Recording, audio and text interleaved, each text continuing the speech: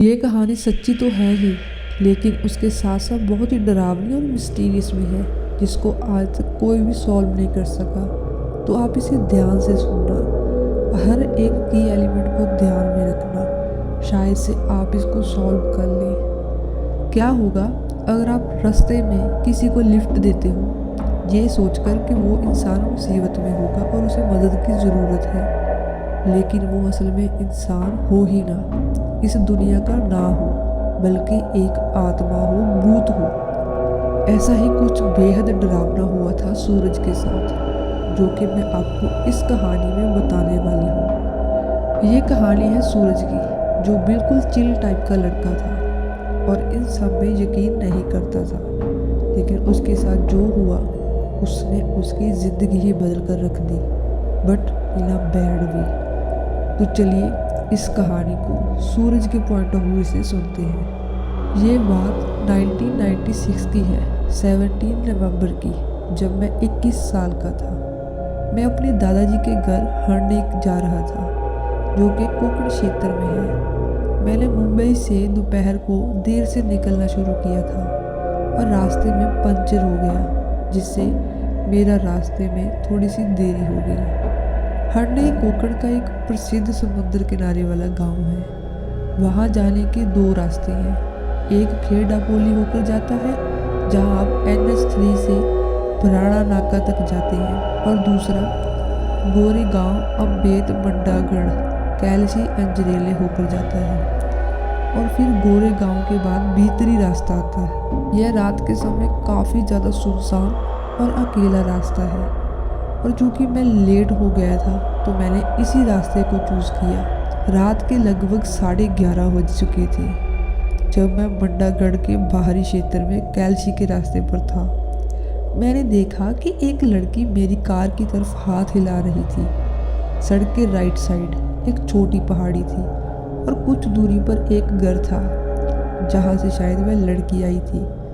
मैंने ये सोचा था उस टाइम पे। फिर भी मैंने अपनी कार रोक दी। वो लड़की करीब 15 से 16 साल की थी। वो कार की पैसेंजर सीट के पास आई और शीशा खटखटाया। मैंने शीशा नीचे किया और उसकी तरफ देखा। वो बहुत प्यारी लग रही थी और उसके चेहरे पर एक अलग ही कामनेस महसूस हो रही थी। उसने सलवार कमीज पहना हुआ था और ठंड से बचने के लिए उसने अपना दुपट्टा ऐसे कानों के चारों ओर लपेट रखा था। मैंने उससे पूछा कि क्या बात है, जिस पर उसने जवाब दिया, मुझे अंजरेले जाना है, ज़रूरी है, छोड़ दोगे क्या? मैं वैसे भी बोर हो रहा था, क्योंकि लगभग 7 घंटे के लंबे ड्राइव के बाद, और चूँकि अंजरेले मेरे रास्ते में ही था, मैंने उसे साथ ले जाने का फैसला किया कि कम से कम अब मेरे पास किसी से बात करने के लिए था, बजाय केवल गाने सुनते और गाड़ी चलाने के। वो पैसेंजर सीट पर बैठ गई और हम आगे बढ़ गए। कुछ देर चुपचाप रहने के बाद हमने बातचीत शुरू की। उसने बताया कि उसका नाम रत्ना है और वो अपने अंकल को मंडनगढ़ में देखने आई थी। उसने रात की आखिरी बस, जो कि तकरीबन 10 बजे निकलती है, वो मिस कर दी थी और उसे अंजरेले पहुंचना बहुत ही ज़रूरी था, क्योंकि वो 10वीं में पढ़ती है और सुबह उसे स्कूल भी जाना है। ये सुनकर मुझे पूरी तरह से हैरानी हुई और मैंने उससे पूछा कि उसके अंकल ने उसे इतनी देर रात अकेले जाने कैसे दे दिया, मतलब कैसे परमिशन दे दी उसको। जिस पर उसने मुझे जवाब दिया था कि वो जल्दी जाना चाहती थी, पर उसके अंकल ने कहा था कि उसको डिनर करने के बाद छोड़ देंगे, और उन्हें अचानक बुखार भी हो गया था, इसलिए मुझे अकेले आना पड़ा और मेरे पास कोई ऑप्शन नहीं था। हम रास्ते में अलग अलग टॉपिक्स पर बात करते रहे। लगभग 1 घंटे के बाद हम जब कैलसी पार कर रहे थे और अंजरेले के करीब पहुंच गए थे, तो उसने मुझसे कार रोकने के लिए कहा। मैंने कार रोकी और चारों ओर देखा। मेरे लेफ्ट साइड समुद्र किनारा था और राइट साइड एक छोटी पहाड़ी। वो लड़की कहाँ जा रही थी, मेरे कुछ समझ नहीं आया। वो कार से उतर गई। मैंने उससे पूछा कि वह जा कहाँ रही है, जिस पर उसने जवाब दिया कि उसका घर पहाड़ी के ठीक पीछे है। मैंने उसे उसके घर की एंडिंग तक छोड़ने का ऑप्शन रखा, जिस पर उसने मुझे बहुत ही ज़्यादा वियर्डली सा जवाब दिया, नहीं, यहाँ तक ही, आगे नहीं, मैं तुझसे फिर मिलूँगी, तू जा। मैंने उसकी आवाज़ में एक अलग ही बदलाव महसूस किया। वह अजरेले गांव की और इशारा कर रही थी। उसके चेहरे पर कोई भाव नहीं था। मैं कुछ कहने ही वाला था कि उसने मुझे ऐसा नज़रिया दिया कि मैंने आगे बहस ना करने का फैसला किया। मैं कार में वापस गया और आगे बढ़ गया। मैंने अपने दादाजी के घर आधे घंटे में पहुंच गया था और दोनों मेरे देर से पहुंचने पर बहुत ही ज़्यादा गुस्से में थे। मैंने उन्हें पूरा सारा वाक़या बताया कि क्या क्या हुआ और रत्ना से हुई अपनी हर मुलाकात के बारे में उन्हें बताया। दोनों ने मुझे वार्निंग दी कि मुझे वहाँ कभी भी रुकना नहीं चाहिए था, क्योंकि रात में वे इलाका भूतिया माना जाता है। चूँकि मैं इन सब चीज़ों में यकीन नहीं करता था, इस पैरानॉर्मल दुनिया में बिल्कुल भी विश्वास नहीं रखता था, इसलिए इसे अनसुना कर दिया और जाके सो गया था। मैंने कुछ दिनों का आराम किया। मेरे पिछले हटने के दौरे में कुछ दोस्त बन गए थे और हमने एक दिन के लिए अजरेले बीच जाने का फैसला किया। कुछ समय बीच पर बिताने के बाद जैसे ही हम आराम कर रहे थे, मैंने देखा कि एक आकृति पहाड़ी से नीचे उतर रही थी। वह लगभग 40 साल का एक आदमी था जो सड़क पर उतर रहा था। उसे वहां देखकर हम सब बहुत ही हैरान थे, क्योंकि अजरेले बीच बिल्कुल सुनसान होता है और वहाँ पर नॉर्मली ऐसा कोई भी नहीं आता। मैंने उससे पूछा कि वह कहाँ रहता है, जिस पर उसने जवाब दिया कि वह पहाड़ी के दूसरी ओर रहता है। अचानक मेरे मन में कुछ क्लिक किया। वह ठीक वही स्थान था जिसे रत्ना ने मुझे बताया था। मैंने उसके परिवार के बारे में पूछा, जिस पर उसने जवाब दिया कि उसके पास पत्नी और 2 बेटे हैं, कोई बेटी नहीं है। मैंने उससे पूछा कि क्या आसपास कोई दूसरा घर भी है, जिस पर उसने जवाब दिया कि नहीं, सिर्फ इसका ही एक घर है और बाकी सब खेत ही खेत है। मैंने उससे पूछा कि क्या वो किसी लड़की को जानता है जिसका नाम रत्ना हो और वो आसपास ही रहती हो। जैसे ही मैंने उसका नाम लिया, उसने मुझे बड़ी ही अजीब नज़रों से देखा और बोला, रत्ना मेरी बेटी थी और वो 10 साल पहले मर गई थी। ये सुनकर मुझे लिटरली इतना ज़्यादा झटका लगा ना कि मैं शांत हो गया कुछ टाइम के लिए। मुझे कुछ समझ में नहीं आ रहा था कि मैं कुछ बोल पाऊँ, ना ही मैं कुछ बोलने लायक था। धीरे धीरे मैंने खुद को समेटा कि ये कैसे पॉसिबल था कि जिस लड़की से मैं कुछ दिन पहले मिला था वो 10 साल पहले मर चुकी थी। मैंने उससे कहा कि मैंने रत्ना को ठीक उसी स्थान पर छोड़ा था 2 रात पहले। उसने मुझे अजीब नज़रों से देखा फिर से। मैंने उसे पूरी कहानी सुनाई कि कैसे मैंने उसे मंडनगढ़ में उठाया था जब उसके अंकल को अचानक बुखार हो गया था और उसकी आखिरी बस भी मिस हो गई थी। उसने इसे ध्यान से सुना और फिर मुझे पूरी कहानी का दूसरा पहलू बताया।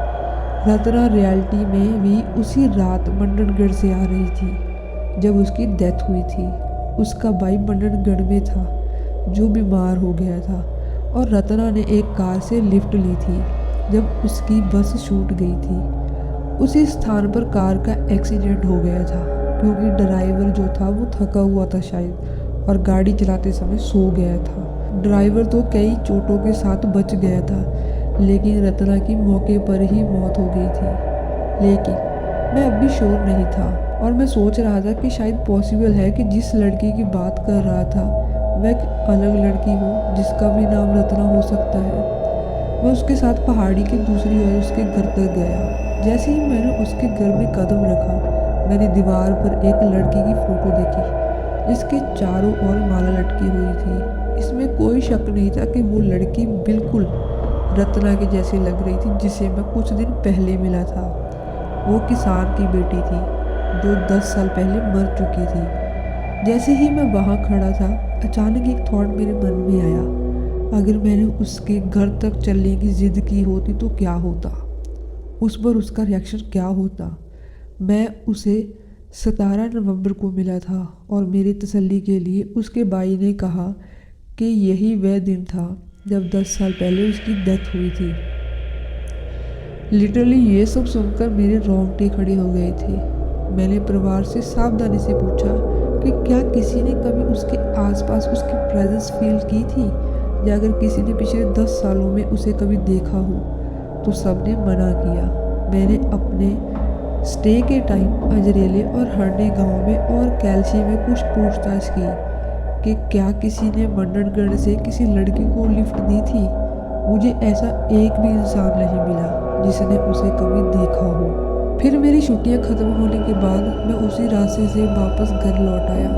मैं उसके ख्यालों को अपने मन से अलग नहीं कर पा रहा था और इस घटना के बारे में जितना पॉसिबल था क्लियर करने की कोशिश कर रहा था। मुझे इसमें कोई शक नहीं था कि वो लड़की जिससे मैं मिला था किसान की वही बेटी थी, क्योंकि मैं उसकी फ़ोटो से ये बात साफ समझ पा रहा था। उसने जो जानकारी दी थी उस रात के इंसिडेंट के बारे में, वे ठीक उस रात की घटना से मेल खा रही थी जो 10 साल पहले हुआ था। लेकिन कुछ सवाल मेरे मन में रह गए थे। ये 10 साल पहले उसने कहाँ बिताए? अचानक 10 साल बाद उसे लौटने की क्या वजह हो सकती है? इतने सारे लोगों में उसने मुझसे ही उस दिन क्यों मुलाकात की जो ठीक उसके डेथ के 10 साल बाद था? उसने मैं फिर मिलूंगी तुझसे ऐसा क्यों कहा? क्या मुझे उससे फिर से मिलने का मौका मिलने वाला था? मुझे एक बात का यकीन था कि उसका कोई इरादा मुझे डराने या नुकसान पहुंचाने का नहीं था।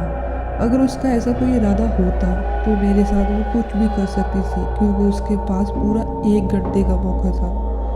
समय बीतता गया और धीरे धीरे उसके साथ हुई मेरी मुलाकात की यादें भी दुगनी पड़ने लगी। मैंने एक नौकरी ज्वाइन कर ली थी और अपने ऑफिस के कामों और बहुत सारी एक्टिविटीज़ में बहुत ज़्यादा बिजी हो गया था। मैंने हरने की कई सालों से यात्रा नहीं की थी। हालांकि मैंने अपने दादा दादी से मुलाकात की थी जब वे मुंबई आए थे। ऑफिस से छुट्टी मिलना बहुत मुश्किल था।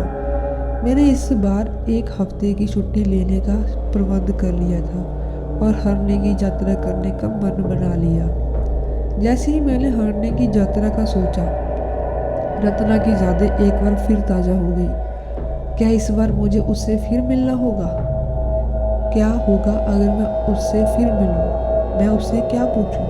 अगर वो फिर मुझसे मिले तो वो क्या करेगी?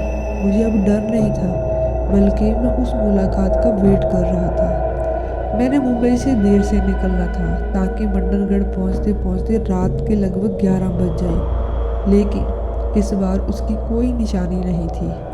मैंने उसकी प्रेजेंस की उम्मीद में उस स्थान पर 10 मिनट वेट भी किया, लेकिन कोई रिजल्ट नहीं निकला।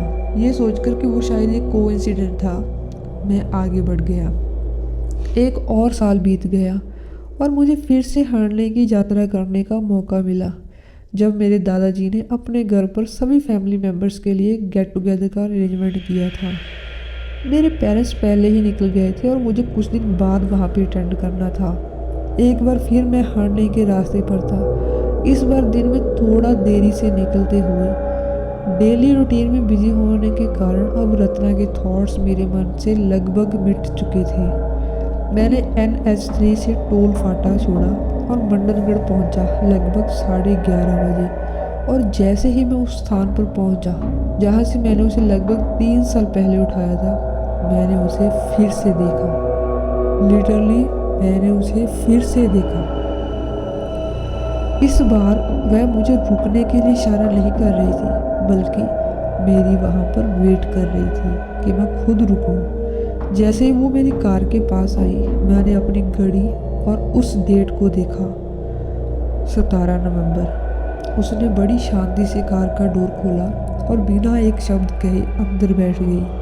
वह वही सलवार कुर्ता पहने हुई थी और वही उसी शांत तरीके से बैठी थी जैसे 3 साल पहले थी। उसकी प्रेजेंस से मुझे बिल्कुल भी डर नहीं लगा, क्योंकि मुझे विश्वास था कि उसका कोई नुकसान पहुंचाने का इरादा नहीं था। जैसे ही हम आगे बढ़े, उसने मुझसे पूछा, तुम्हें पता है कि मैं कौन हूँ, है ना? क्या तुम डरते नहीं हो?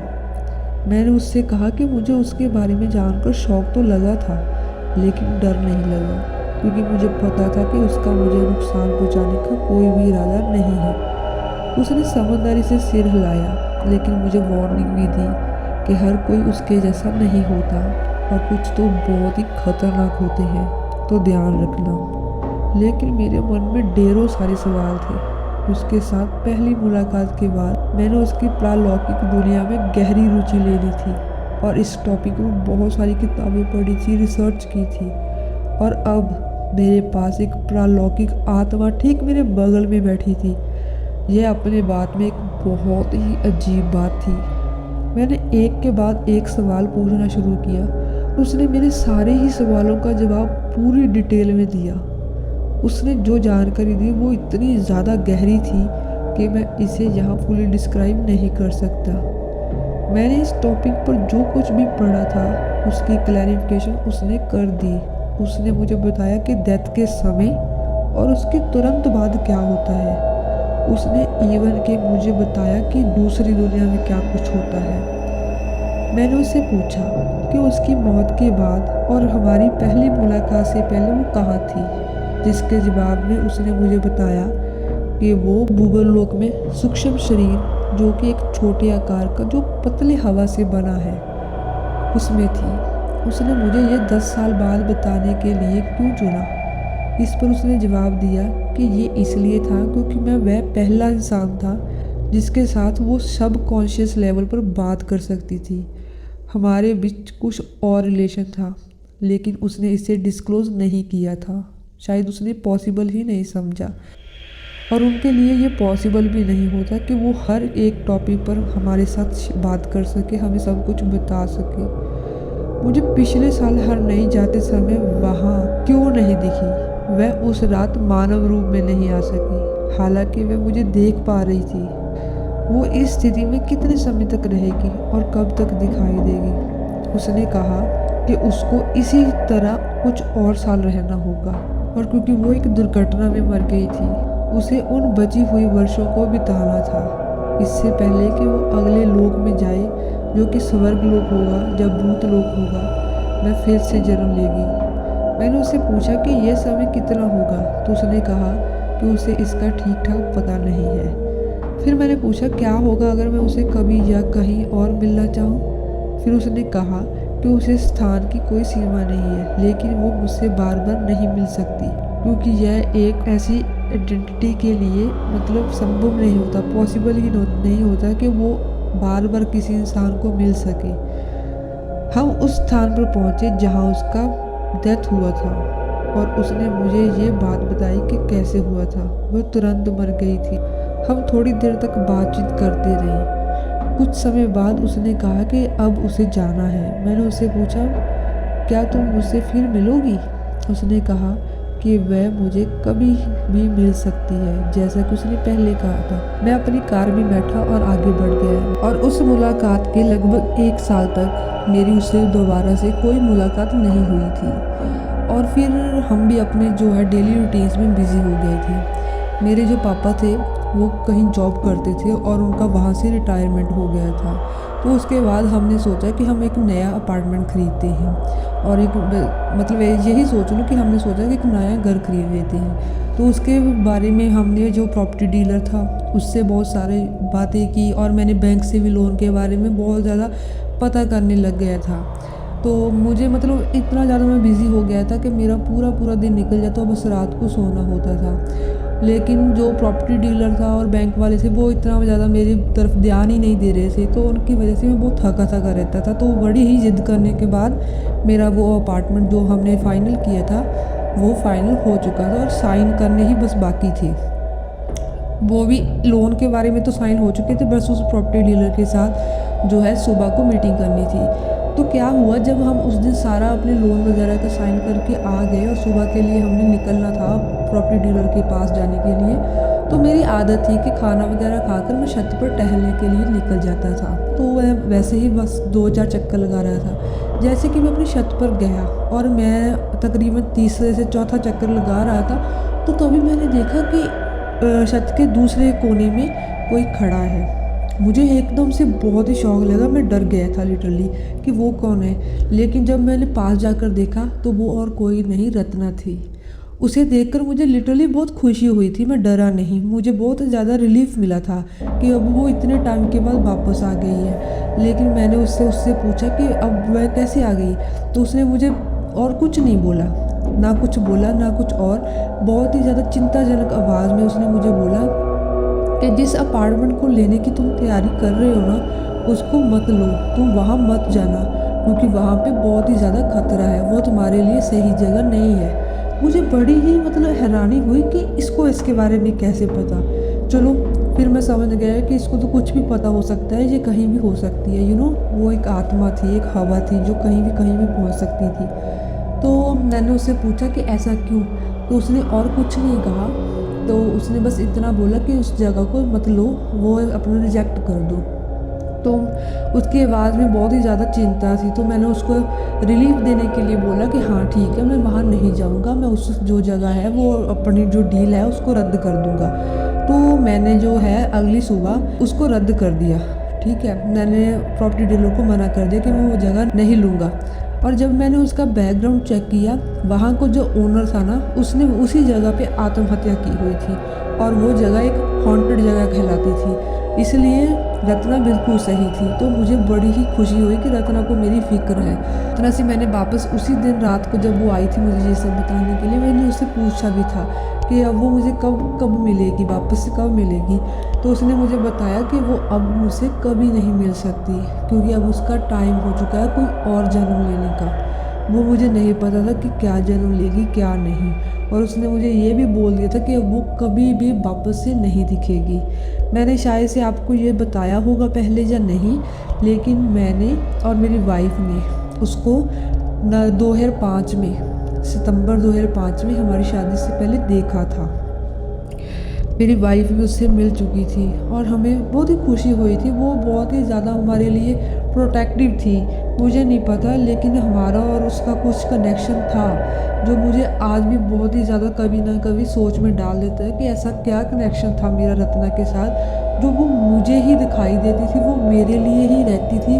उस रास्ते पर भी मेरी उससे बार बार मुलाकात होती थी। और अब तो तकरीबन काफ़ी ज़्यादा समय हो चुका है कि मैंने कभी रत्ना को दोबारा से देखा ही नहीं। लेकिन जो भी हो, रत्ना बहुत सही थी। बेशक वो दूसरी दुनिया की थी, लेकिन मेरे अकॉर्डिंगली मेरे लिए वो बिल्कुल सही थी।